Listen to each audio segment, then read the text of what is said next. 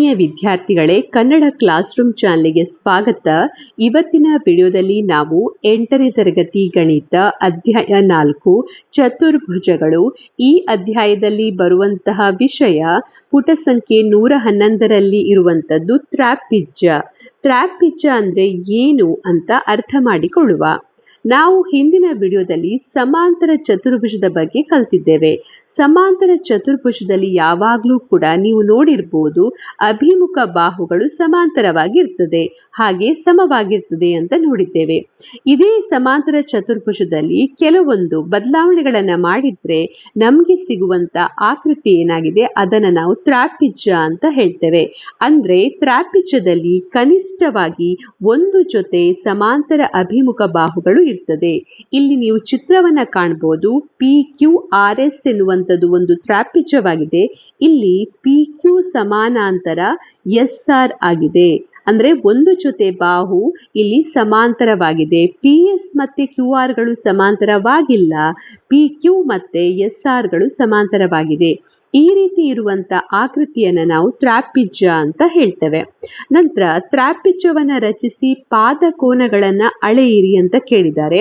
ಇದನ್ನ ನಾವು ನಂತರ ಬರುವ ಕ್ವಶನ್ ಅನ್ನ ಸಾಲ್ವ್ ಮಾಡುವಾಗ ಯಾವ ರೀತಿಯಲ್ಲಿ ಇದನ್ನ ಕಂಡುಹಿಡಿಬಹುದು ಅಂತ ಹೇಳಿ ನೋಡುವ. ಈ ಕೋನ ಮತ್ತೆ ಈ ಕೋನ, ಈ ಎರಡು ಕೋನಗಳ ನಡುವೆ ಯಾವುದಾದ್ರೂ ಸಂಬಂಧ ಇದೆಯಾ ಅಂತ ಹೇಳಿ ಮುಂದೆ ಕಲಿಯುವ. ಹಾಗೆ ಇಲ್ಲಿ PQ ಸಮಾನಾಂತರ SR ಆಗಿರೋದ್ರಿಂದ ಉಳಿದ ಕೋನಗಳನ್ನ ಅಳೆಯದೆ ನೀವು ಕಂಡುಹಿಡಿಯಬಹುದೇ ಅಂತ ಕೇಳಿದ್ದಾರೆ. ಸೊ ನೀವು ಇಲ್ಲಿ ಗಮನಿಸಿದ್ರೆ PQ ಸಮಾನಾಂತರ SR ಆಗಿದೆ, ಹಾಗೆ PS ಎನ್ನುವಂಥದ್ದು ಛೇದಕವಾಗಿದೆ. ಆಗ ಇಲ್ಲಿ ಉಂಟಾಗುವ ಈ ಕೋನ ಮತ್ತೆ ಈ ಕೋನ ಇವೆರಡರ ಮೊತ್ತ ಎಷ್ಟಾಗಿರ್ತದೆ?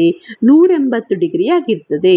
ಆದ್ರಿಂದ ನಾವಿಲ್ಲಿ ನಮ್ಗೀಗ ಒಂದು ಕೋನ 50 ಡಿಗ್ರಿ ಅಂತ ಗೊತ್ತಿದ್ರೆ ಉಳಿದ ಕೋನಗಳನ್ನು ನಾವು ತುಂಬಾ ಸುಲಭವಾಗಿ ಕಂಡುಹಿಡಿಬಹುದು.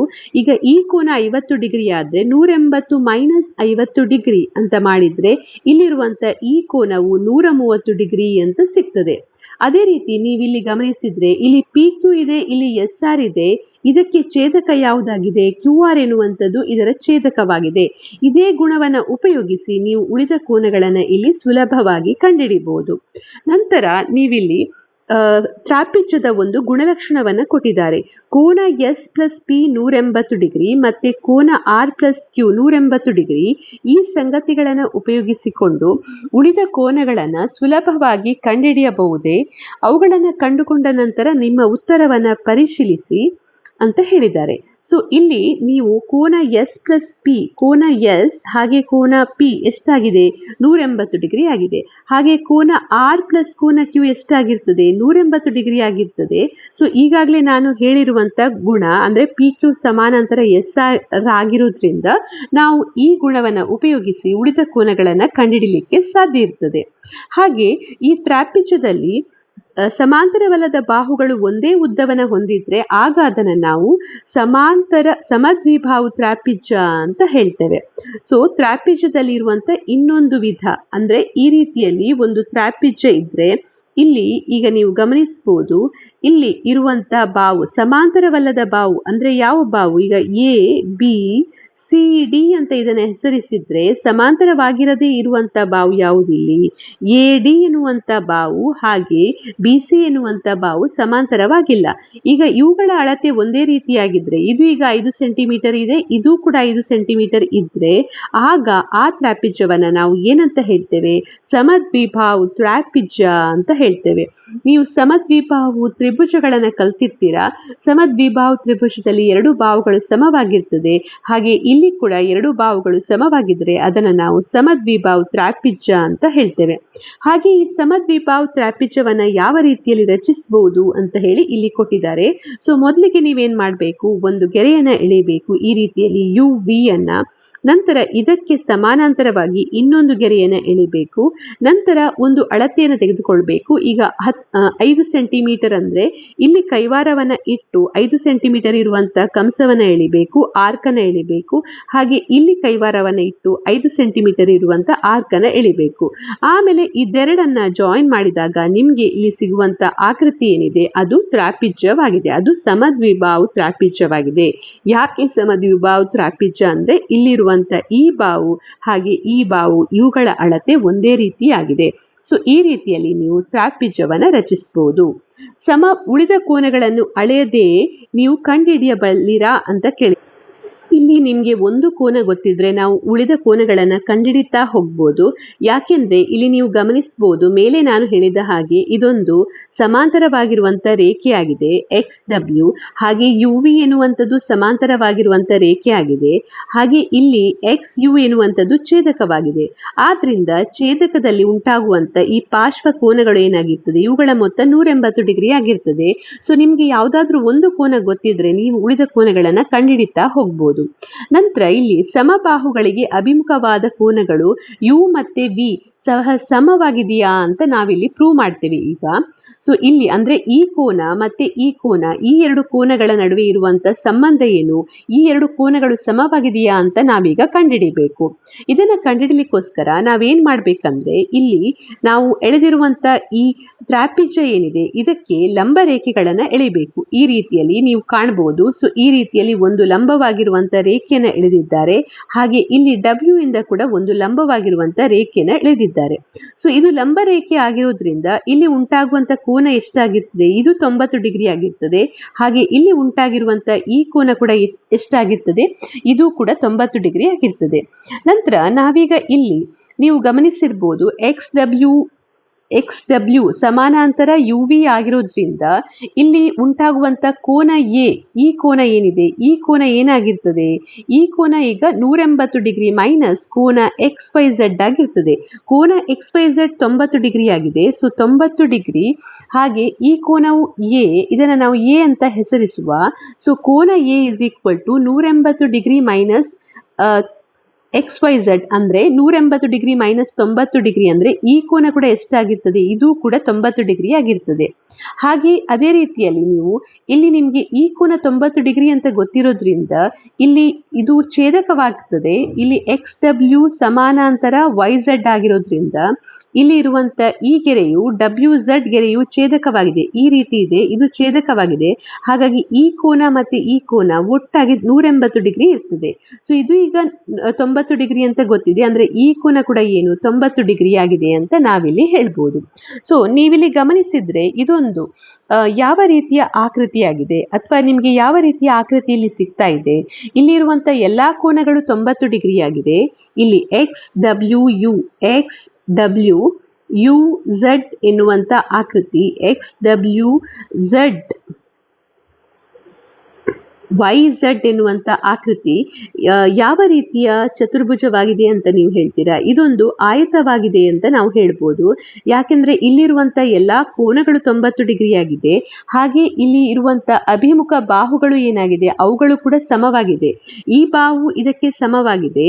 ಯಾವಾಗಲೂ ಕೂಡ ನಾವು ಲಂಬವನ್ನ ಎಳೆದ್ರೆ ಅಲ್ಲಿ ಉಂಟಾಗುವಂತ ಕೋನ 90 ಡಿಗ್ರಿ ಆಗಿರ್ತದೆ. ಹಾಗೆ ಅಲ್ಲಿ ಇರುವಂತಹ ಈ ಬಾವು ಮತ್ತೆ ಈ ಬಾವು ಇದೆರಡೂ ಕೂಡ ಸಮವಾಗಿರ್ತದೆ. ಅದೇ ರೀತಿ ಇಲ್ಲಿ ಮತ್ತೆ ಇಲ್ಲಿರುವಂತಹ XW ಬಾವು ಹಾಗೆ YZ ಬಾವು ಕೂಡ ಸಮವಾಗಿರ್ತದೆ.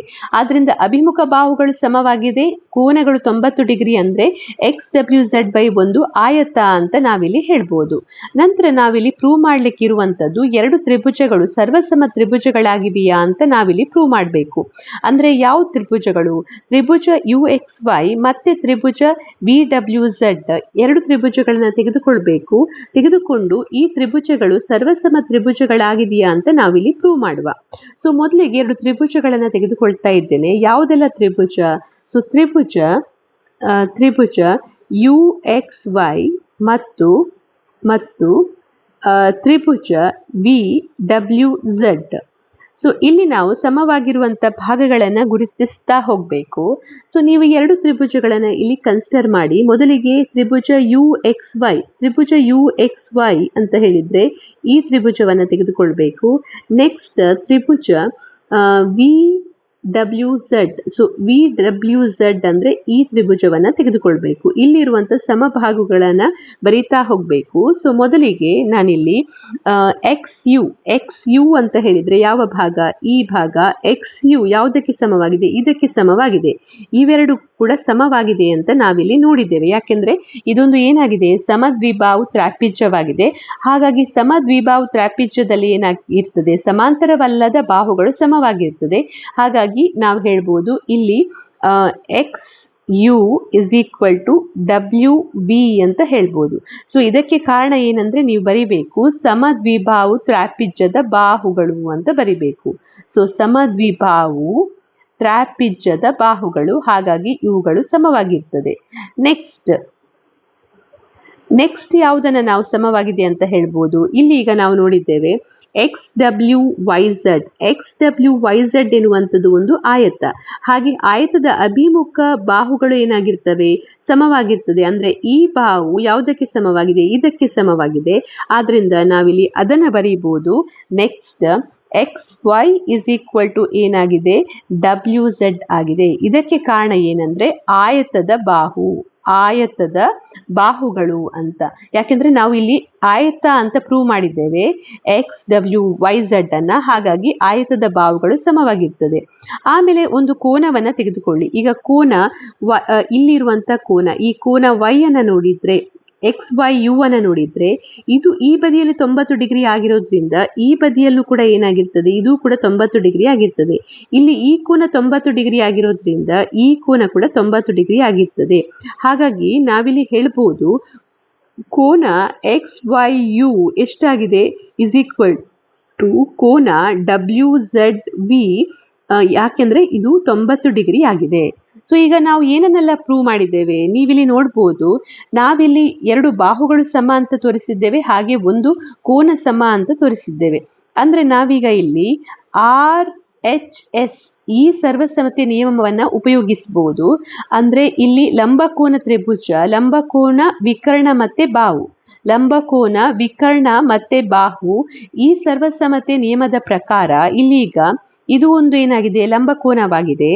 ಹಾಗೆ ಇದು ಇಲ್ಲಿ ಇರುವಂತಹ ಈ ಭಾಗ XW ಎನ್ನುವಂಥದ್ದು, ಇಲ್ಲಿ WV ಎನ್ನುವಂಥದ್ದು, ಇದು ಏನಾಗಿದೆ, ಇದು ವಿಕರ್ಣವಾಗಿದೆ. ಹಾಗೆ ಇದು ಬಾಹುವಾಗಿದೆ. ಸೊ ಲಂಬಕೋನ ವಿಕರ್ಣ ಬಾಹು ಇವುಗಳು ಸಮ ಅಂತ ತೋರಿಸಿದ್ದೇವೆ. ಹಾಗಾಗಿ ಈ ಸರ್ವಸಮತೆ ನಿಯಮದ ಪ್ರಕಾರ ನಾವಿಲ್ಲಿ ಹೇಳ್ಬೋದು ತ್ರಿಭುಜ UXY ಸರ್ವಸಮ ತ್ರಿಭುಜ VWZ ಅಂತ ಹೇಳ್ಬೋದು.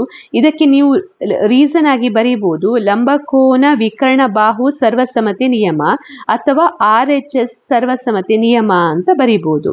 ಸೊ ಈಗ ಇಲ್ಲಿ ಈ 2 ತ್ರಿಭುಜಗಳು ಸರ್ವಸಮ ಆಗಿದೆ ಅಂತ ಹೇಳಿದ್ರೆ ಏನರ್ಥ, ಅಲ್ಲಿರುವಂತ ಬೇರೆ ಕೋನಗಳು ಹಾಗೆ ಬಾಹುಗಳು ಕೂಡ ಸಮವಾಗಿದೆ ಅಂತ ನಾವಿಲ್ಲಿ ಹೇಳ್ಬೋದು.